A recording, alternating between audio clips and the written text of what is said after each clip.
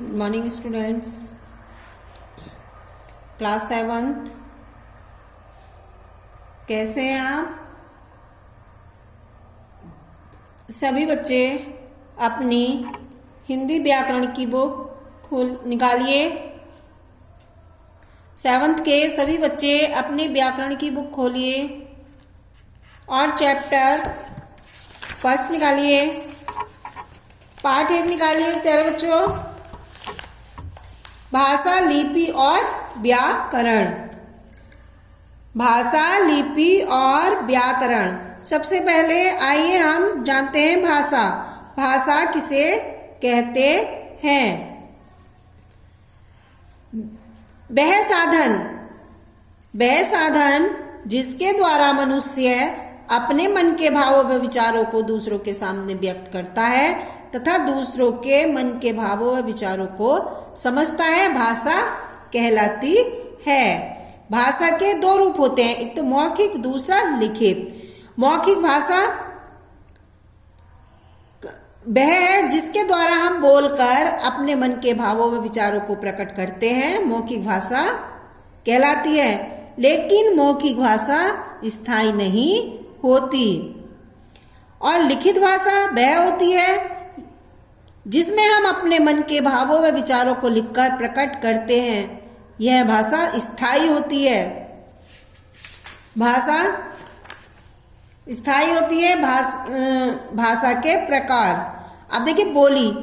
देश के सीमित भूभाग में बोली जाने वाली भाषा बोली कहलाती है, जिसका प्रयोग बोलने में ही किया जाता है, जैसे हरियाणवी, भोजपुरी, अवधी, मारवाड़ी, छत्तीसगढ़ी आदि जो है वो बोली के उदाहरण हैं। बोली में साहित्यिक रचनाएं नहीं होती और इसे सरकारी कामकाज में मान्यता प्राप्त नहीं होती। मातृभाषा।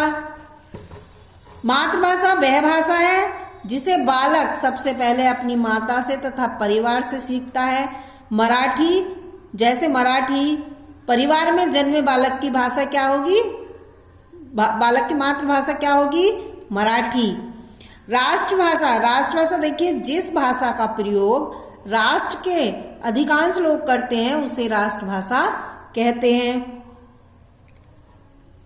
भारत की राष्ट्रभाषा हिंदी है, इसे संपर्क भाषा भी कह सकते हैं। और राजभाषा, राजकाज की जो भाषा होती है वह राजभाषा कहलाती है।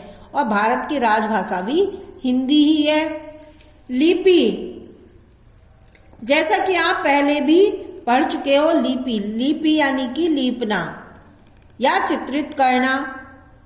स्पष्ट है कि भाषा को लिखने की विधि ही उसकी लिपि कहलाती है। अब आइए व्याकरण। भाषा और व्याकरण के बीच गहरा संबंध है। व्याकरण वह शास्त्र है जो भाषा को शुद्ध रूप से बोलने, लिखने, पढ़ने तथा समझने में हमारी सहायता करता है। प्रत्येक भाषा के कुछ नियम होते हैं जो शास्त्र इन नियमों की जानकारी देता है, उसे ही हम व्याकरण कहते हैं। व्याकरण के 3 अंग हैं, वर्ण विचार, शब्द विचार और वाक्य विचार।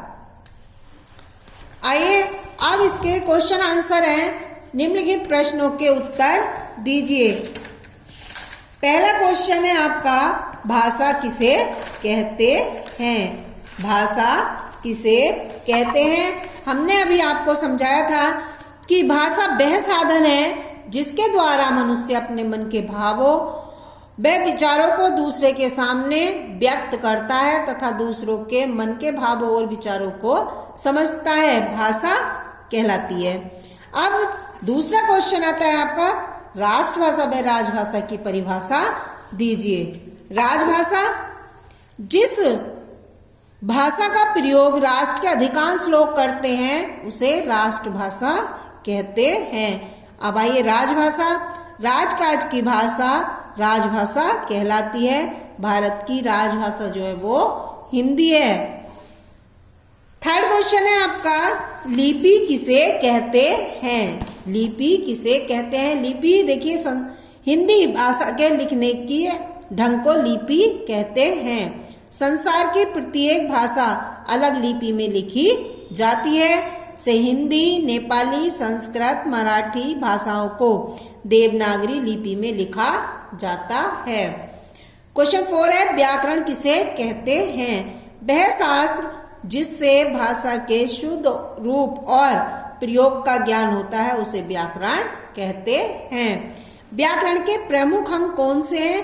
उनके नाम लिखिए। व्याकरण के प्रमुख अंग 3 हैं, तो वर्ण विचार, शब्द विचार और वाक्य विचार। अब आता है आपका रिक्त स्थानों की पूर्ति कीजिए। भाषा के 2 रूप हैं, कौन कौन से? एक मौखिक, दूसरा लिखित। भाषा अस्थायी होती है, कौन सी भाषा अस्थायी होती है? मौखिक।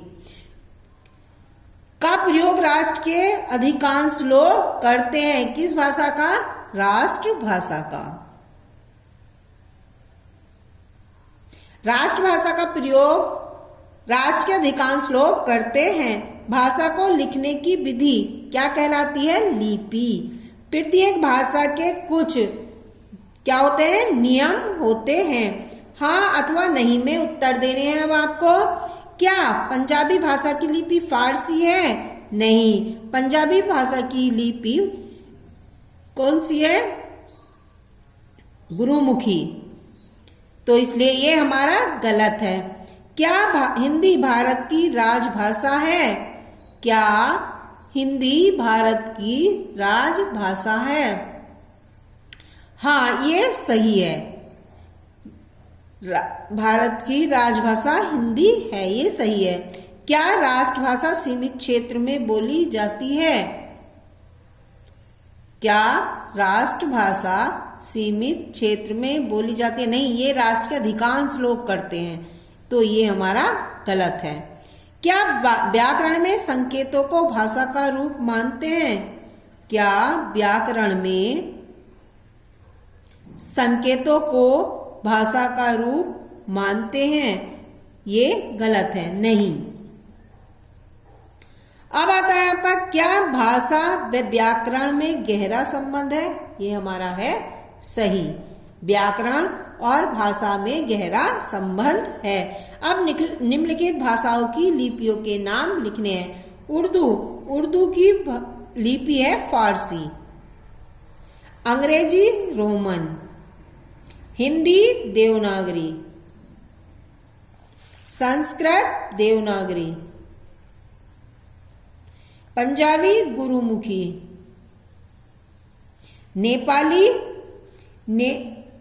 नेपाली कौन सी भाषा है? देवनागरी।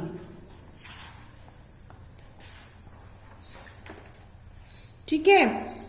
अब आता है आपका सही विकल्प पर सही का निशान लगाना है। मौखिक भाषा का उदाहरण है समाचार पत्र पढ़ना, टेलीफोन पर बात करना, पत्र लिखना, या ये सभी।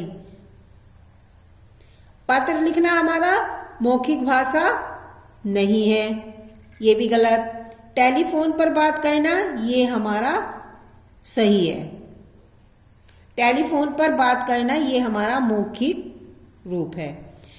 भारत की राजभाषा अंग्रेजी है, पंजाबी है, हिंदी है या मराठी है? तो भारत की राजभाषा हिंदी है। देश के किसी सीमित भूभाग में बोली जाने वाली भाषा क्या कहलाती है? प्रादेशिक भाषा, राष्ट्रभाषा जो सीमित क्षेत्र में बोली जाती है, राजभाषा या बोली। बताइए, देश के